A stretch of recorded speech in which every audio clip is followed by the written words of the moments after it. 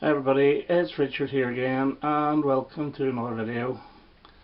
This time I thought, well, first of all, I do night shift, and whenever I go out for a break, which is usually to go out the car to listen to music, I have a tendency to think of what video will I do next, and it sort of works around in my head.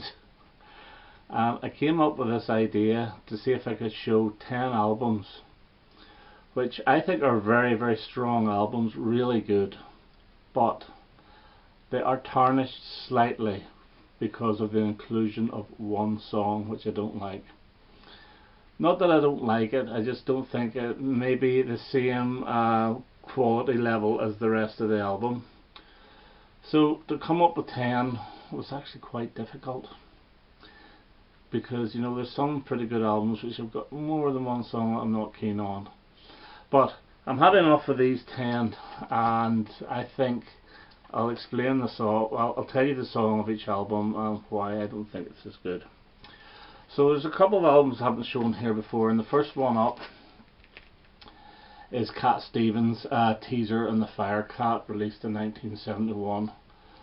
This is an absolutely brilliant album. It's just such great tracks like Morning Was Broken, what's the others? Moon Shadow, Peace Train, The Wind, gorgeous, Ruby Love, If I Laugh, all wonderful stuff.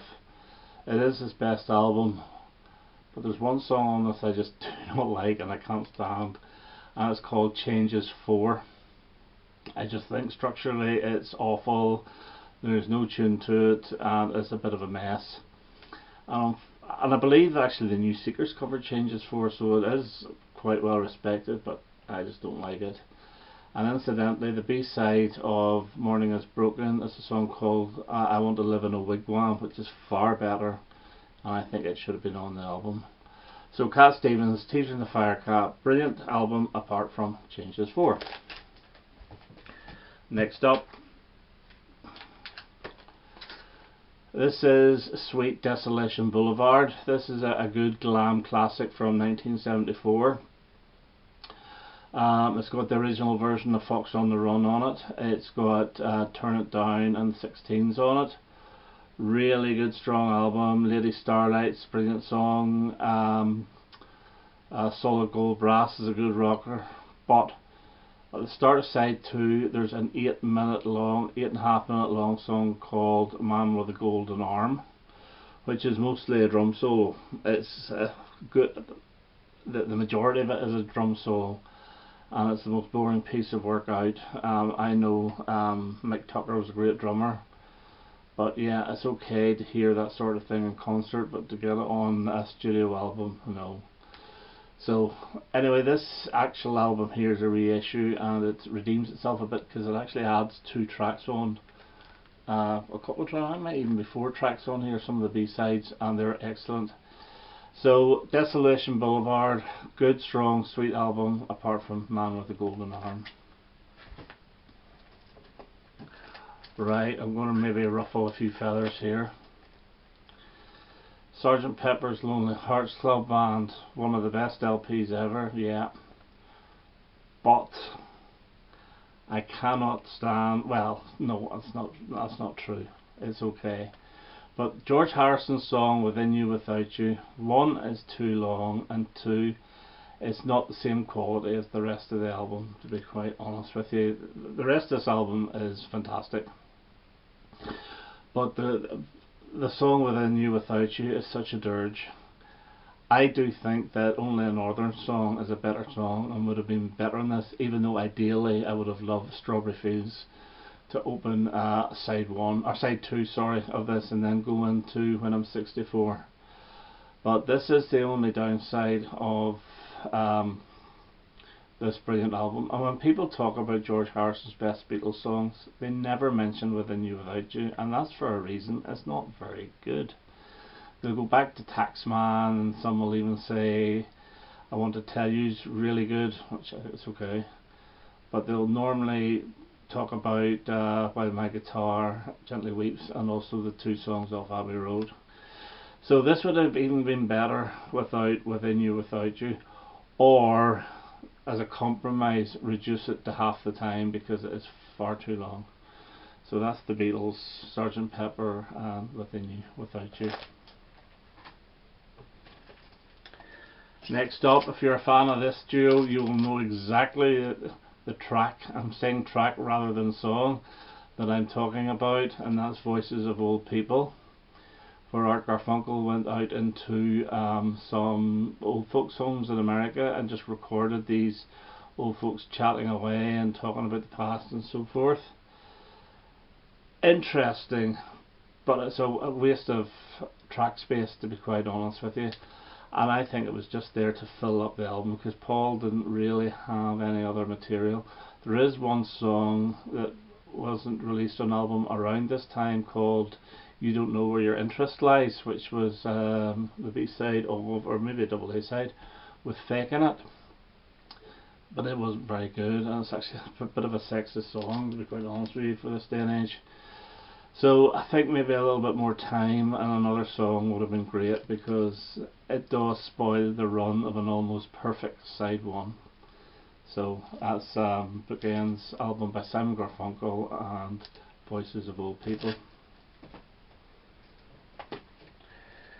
Next up, another fantastic album, The Byrds, Younger Than Yesterday, and any Byrds fan will probably know what I'm going to say. Yep, it's David Crosby's Mind Gardens. It's awful. It is just plain awful. I have tried so much to have an open mind and let the music flow through me and get the hippie vibe of it, but no, it's crap. I'm not the biggest David Crosby fan anyway, because I think he was the weakest of all the Byrds songwriters, of all the original ones anyway. I thought obviously Gene Clark was the strongest, and I also liked oh, what's his name, the bass player with the curly hair. It's gone, can't remember. And Roger McGuinn, who would be my favourite Byrd anyway. So no, Mind Gardens destroys this album. And there was a B-side, Old John Robertson, which featured on their next album in a less a different form. That they phased a lot of phasings in and out of it, and the original version would have sounded really, really good on this album. So that's The Byrds, Younger Than Yesterday, and Mind Gardens. Right, I've mentioned this before, and I know my good friend James Griffiths disagrees with me, but Squeeze, East Side Story, this to me is their second best album, and it could have been knocking on the door of their first album, or their best album, if the song F Hole had been left off it, which is an experimental piece, but to me it doesn't work. And it also destroys the next song, Labelled With Love, because it just segues straight into it. And for some reason, I don't know if it's just my copy or whatever, I always thought that the recording level of Labelled With Love in this was actually a little bit low. So F Hole sounded really, really loud, and then it went into Labelled With Love, and as if the volume had been turned down. But I think this would have been far better if it had been taken off.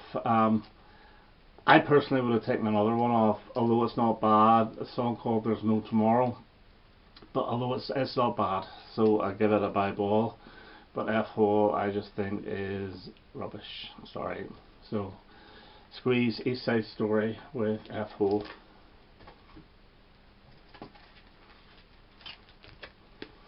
The Smiths, Meat Is Murder, the title track. I'm not a vegetarian, as you will probably notice by the size of me, but I don't like the song, I don't like the lyric, I don't like the music, I don't like the lyrics, I don't like the fact that it's meat is murder. Okay, okay, it's just my view, okay, so vegetarians may agree with us and the vegans and so forth, that's fine, but I just don't like the song. I would have liked it to have been scrapped and replaced by How Soon Is Now, the full version. I think it would have been much better. Even though How Soon Is Now did feature on the American version of this, I think it's a far, far better song, and Meat Is Murder could have been put on one of the B-sides. Just don't like the song, sorry. So this spoils this album for me. I never play it. The good thing is it's the last song on side 2, so whenever Barbarism Begins at Home finishes, that's the end for me. I will lift the needle. So that's The Smiths' Meat Is Murder. Another feathers may be ruffled again. John Lennon's Imagine. This is a wonderful album apart from one song, and it's not I Don't Want to Be a Soldier. It's the brilliant How Can You Sleep. I can't listen to it. It destroys the whole album for me. I don't know what the guy was thinking. Yes, it is an attack on Paul, and yes, it is a reply to too many people. But for me, he should have been smart about it and made the song more generic rather than almost referencing everything Paul, well, not everything Paul did, but famous works of art that Paul did, like Yesterday, Sgt. Pepper. I'm sure he regretted it, and whenever he said a couple of years later that he was actually having a go at himself, not Paul, I just thought, yeah, right, okay.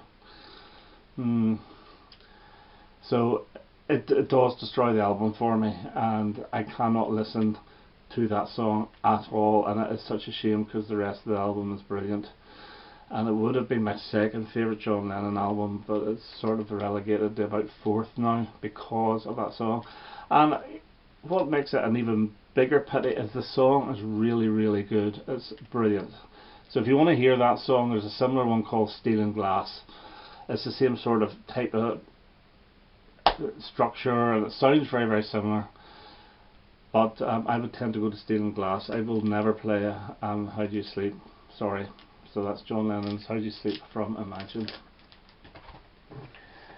Okay, 2 more, and 2 of my favourites of all time. This is Prophets, Seers and Sages, The Angels of the Ages by Tyrannosaurus Rex. It's their 2nd album and it's great. Apart from the last song on side 2, Scenescoff Dynasty, which is almost like a rap. There's no musical accompaniment. It's just Mark singing, clapping hands, and it's goddamn awful, and I don't care who says it's good, they're lying because it's rubbish. So again, the good thing about this is at the end of side 2, so it never gets played, and it's the longest song on the album as well, so I don't know, I just don't understand why he did it, because around that time he could have had 1 Inch Rock on there without a doubt, or even 1 Inch Rock. But there's a couple of outtakes that would have been far better, like Nickelodeon. What else? No, I can't see. But 1 Inch Rock and even Nickelodeon together would have made up the timing of Scenescoff Dynasty, and it would have improved the album. So this is Tyrannosaurus Rex, Prophets, Seers and Sages, The Angels of the Ages, and the goddamn awful Scenescoff Dynasty. I don't think Mr. Bowie's getting away with it. The Rise and Fall of Ziggy Stardust and Spiders from Mars. An almost perfect album, apart from one song. It Ain't Easy, last song, side 1. I so wished that Velvet Goldmine had been on this instead. It would have made it even better. But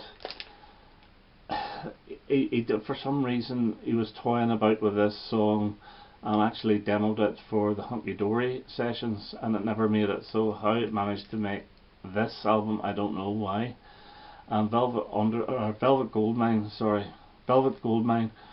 was originally to be put on this, but it never quite made it, and It Ain't Easy did. The version he does is fine, it's not bad, it just doesn't fit, that's the problem. And I'm not overly keen on the song. I've also got a Dave Edmunds version of the song, and I'm not keen on it either, so I think it's just the song I don't like very much. But I wish, as I say, Velvet Goldmine had been on that. So this is It Ain't Easy from Bowie's Ziggy Stardust. So there's 10 albums I think are slightly tainted with by the inclusion of one particular song. But in saying that, all albums I showed are really, really good, and with the exception of a few of those songs, there's nothing there that I really do hate, apart from Scenescoff Dynasty. but I still think there should have been better songs available. So that's me for now. So thanks for watching, and I hope to get another video up pretty soon. Thanks now, bye bye.